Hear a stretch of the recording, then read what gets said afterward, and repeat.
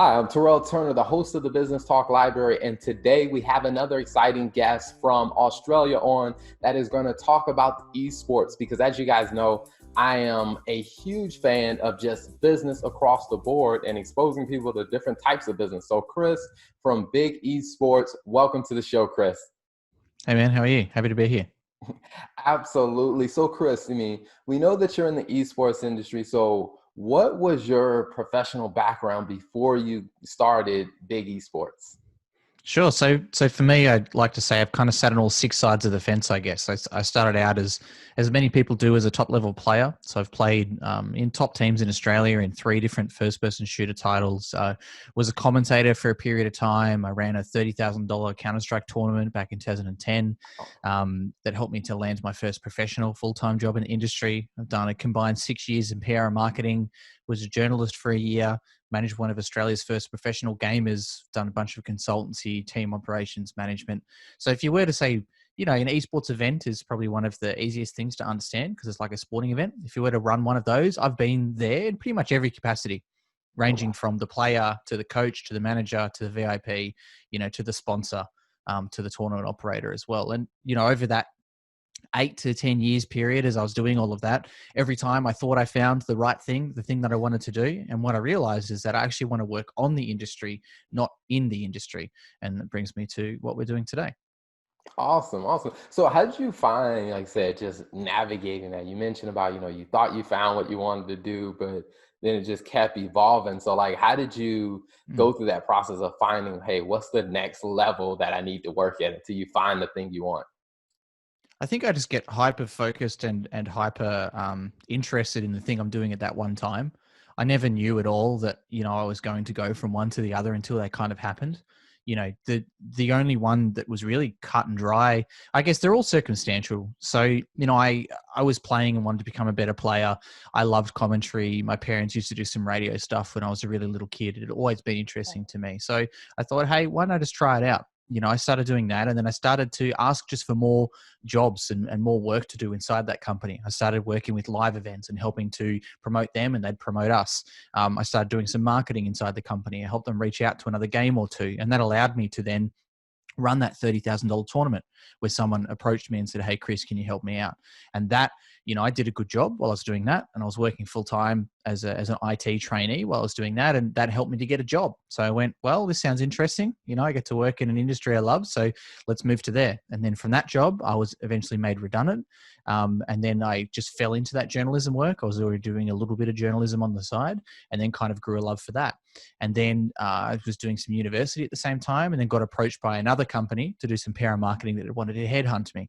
And I went, at first I said, no, I'm liking what I'm doing. And then I said, yeah, actually, this company looks good. The pay was good. I get to work from home, some good bonuses and get a lot of autonomy in what I was doing. I was kind of the boss and I was the only employee for that company in Australia. So did a lot of PR marketing for them here. And, after a while, don't think I've told the story too much, but I had a sort of quarter life crisis. It's really funny when you think about it. I am from Queensland, which is a northern state compared to where we are here. It's much warmer up there. I was doing some yoga on the beach in the shade. I was listening to Pink Floyd, one of my favorite bands, and I just kind of had an epiphany that said, hey, I want to do esports stuff full time. And that's kind of where I left out from that. And I drove home and thought, I'd been thinking for a little bit like, hey, my job at Corsair at the time, it was really great. I loved working for that company, but it was only 5% esports and 10 to 15% influencers. And both of those are realms I love working in. And I was forced to do things like PR. I'm not a big fan of doing PR personally. Forced to do things like LAN gaming events. I've already been doing those for 10 years. I don't want to keep doing them forever and things like that too. And I kind of said, hey, I need to make it my own. And another realization for me too is I don't like being stuck to one brand unless it is my brand, which is able to work with many other brands. So I would always kind of be annoyed that, hey, I can't go to this event because it's sponsored by a competitor. Like that sucks. Like I can't do this certain thing because it doesn't fit within the products of the company. Now with BIG Esports, because we're quite agile with my employees, often I say a lot of the time, like don't be stuck in this mindset to keep doing what we're doing. If you can see a way for us to make money in a parallel industry or doing something else, like let's just shoot our shot. And we're doing that right now with the company. We're helping an app develop its whole community ecosystem, because they know that we understand what it's like to build a community and to create content and to be in constant interaction with people. And that's parallel to us, but exciting because it's taking the same kind of starting culture and the same kind of foundations from what we love doing in gaming and esports and bringing it across to something completely different. Seriously, it's 100% different industry. I can't mention what, but it's nothing like gaming at all. And I think that's probably one of those things when people see the name, they probably think, oh, it's just similar to gaming. But I often find that when you talk to someone that has a business in the industry or that's working on the industry, like it's way more business than it is gaming. Yeah, that's really true. And it's also really important to understand the difference between gaming and esports. Esports is the competitive, structured nature of play of gaming, and esports is just one portion of the market. Globally, esports is a $1.1 billion market, as according to Newzoo. Whereas if you compare that to gaming or computer games as a whole, and not gambling, but computer games, that's 153.7 or 153.1 or thereabouts gaming globally. So esports itself is growing very fast. It's either a 23 or a 32% compound annual growth rate in Australia. I always get those numbers mixed up. So the market is growing significantly, but still it's less than 1%. And, looking at that, a lot of the work that we do here with Big Esports is helping companies expand into the industry. And most people come to us, and I think rightfully so, saying, hey, Chris, I want to get into esports. Our company name is Big Esports, and also esports is the buzzword.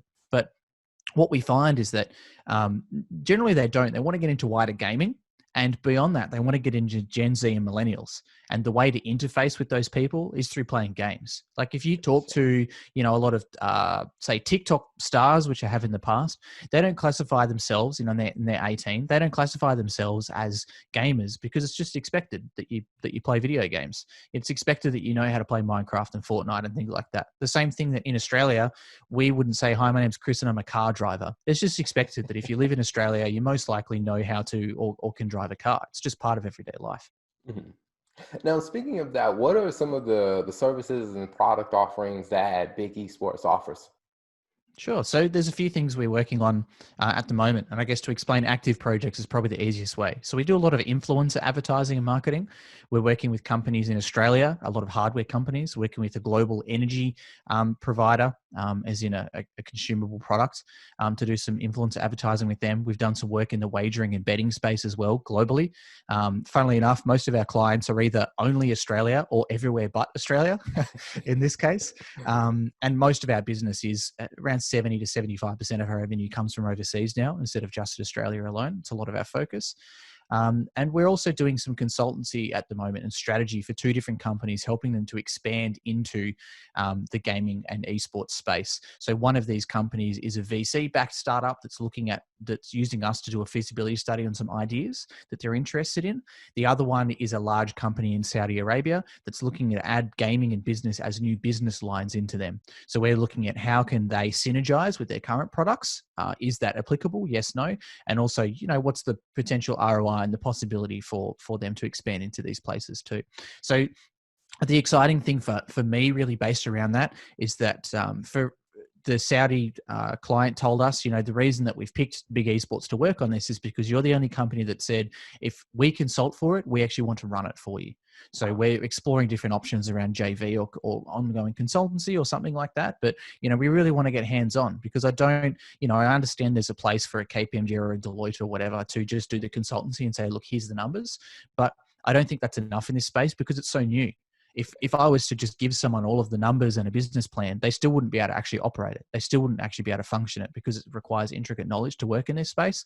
So that's what's really interesting for us. I never want to do consultancy that doesn't require us to do some further work on going into the future. And that's not just for our revenue, just for our business line, but it's because, we want to be actively involved. If we think it's a good idea and we tell them it's a good idea, well, obviously we want to back that and we want to be part of it. So, and that's what I'm loving about this Saudi thing we're doing at the moment. They approached me with an idea that I've already been thinking about in the past. And I went, guys, I'm so in, because I already like this idea, and you're going to pay me to figure out if it's good, and then we're going to do it together. I'm sold. Awesome. And I think that that's a different approach, because I came from like I said, the Ernst & Young Big Four accounting firm background, where, you do some consulting, you look at it, and, you tell them, hey, here's what you need to go do. And then you just go off and you go do something else. But it's It's very different when you take that approach of not only here's what you need to do, here's how I'm going to help you get it done. Yeah, exactly, man. I agree 100%. And you find that with so much other business these days, right? Because even in, online content, if you look at Gary Vee content, you look at the content I do on LinkedIn, which is my main platform, and our main revenue driver and business lead driver, like I give enough information to a regular person, and Gary Vee gives enough regular information to a regular person that yes, they could run a whole business, but there's so much more to it than that. There's so much more to it than just downloading and opening a business plan and going, let's go, I'm going to make $100 million company. Like there's so many more intricacies. There's so many more marketing plans. There's things that change all the time. And, we're going through that right now. We're looking at different internet cafe plans, and man, there's a lot that goes into an internet cafe, and it's more than just what computers do I buy? It's how do I run the thing ongoing? What happens when products break? How do I know when to upgrade the computers? Like there's all of these ongoing things that you need to learn. Awesome. So where can people find you online or on social media to follow what's going on with your company, or if there are potential customers out there, where can they find you? Sure. So for us, it's bigesports.gg, which is our URL. And for those people that don't understand, GG is kind of a play on words. In gaming, GG means good game, and it's good manners, whether you win or lose, to always say GG afterwards. It's kind of like a handshake, I guess. And anywhere on social media, you can find us at bigesports_GG. But our main platform really is LinkedIn for me and for others. Because my name is extremely common, Chris Smith, it's probably easiest to type in Smithy Mayo, which is my last name and my gamer name combined together. And you can find, at Smithy Mayo across LinkedIn, Twitter, and Instagram and Facebook. But LinkedIn is most definitely the main platform. Or you can email us directly, just contact@bigesports.gg. Awesome. Now, before we wrap up, there are two questions that I like to ask every guest that come on. The Sure. first one is, as you've been in the process of building a business, what's a challenge that you came up against that you didn't expect but had to figure out how to maneuver or pivot around it? It's got to be one right at the start, which is just tax and finance and business structure as a whole. I feel like I'm probably certified for some sort of degree or certificate now in that. Just understanding how to set up a trust, and you're a trustee of, and this is for Australia, and this is once again only my example. I'm not a finance guy, so don't take my advice. Go and talk to an accountant. But I'm a trustee inside a trust, and then that holds equity within my parent company, and there's sub companies underneath that, and how you set all that up, and then what it means for the value of a share, what it means for tax mitigation for employees, what it means for investment, whether your investment comes in as investment or a loan, and how your other business partners operate in there, sweat equity, Class B shares, all that kind of stuff. And I think that I told myself, like so many other people seem to think, is like, no, I'm in esports, it's different. But no, it's a business. Everything's a business, no matter what you're doing. If you're a TikTok celebrity, you're still a business. If you're an Instagram booty pick influencer, you're still a business. You've still got taxes. You've still got a boss, which is often your sponsor. You've still got content to make. You've still got a business to run and employees to pay for. So in the end, a business is a business. Absolutely. And I would say, I mean, I'm a CPA, or I guess in Australia, it'd be a chartered accountant. So I can say, yeah, you definitely explained that very well. Good. I'm glad. And then the last question I like to ask is, as you think about your journey as an entrepreneur, I mean, what's one piece of advice that you would share with other entrepreneurs and say, this piece of it, this is one of those things that you should definitely learn and grasp if you want to be successful as an entrepreneur? I'd say two things. I'd say one, know when you're burning out, and two, don't stop. And that would be, that would be the two I would say. And, there's so many times throughout my career that I've wanted to stop. There's so many times, even throughout my early career, that I said, I put too much pressure on myself. I just want to go be a mechanic. I want to go do some sort of 9 to 5 where I can turn up and leave. But then every time I keep getting dragged back into this industry. And I think the underlying thing about that is just doing something you're passionate about. And I never planned to work in esports. I never planned to run my own business. I never planned to do any of this, but I just, as always, took opportunities that were provided to me, and they just made the most of it throughout that whole time. I would say those are probably the most important things to me. Awesome. Well, Chris, thank you so much for, taking some time out to be on the Business Talk Library and All right. talking about your business and sharing some wisdom and insight. We really appreciate that. And we'll definitely keep an eye out on what you have going on with Big Esports and all the success that you're having. Thanks, mate. Happy to be here. Thanks for tuning in to the Business Talk Library. If you like what you heard and you want to hear more, be sure to click the subscribe button and follow us on all social media platforms as the Business Talk Library.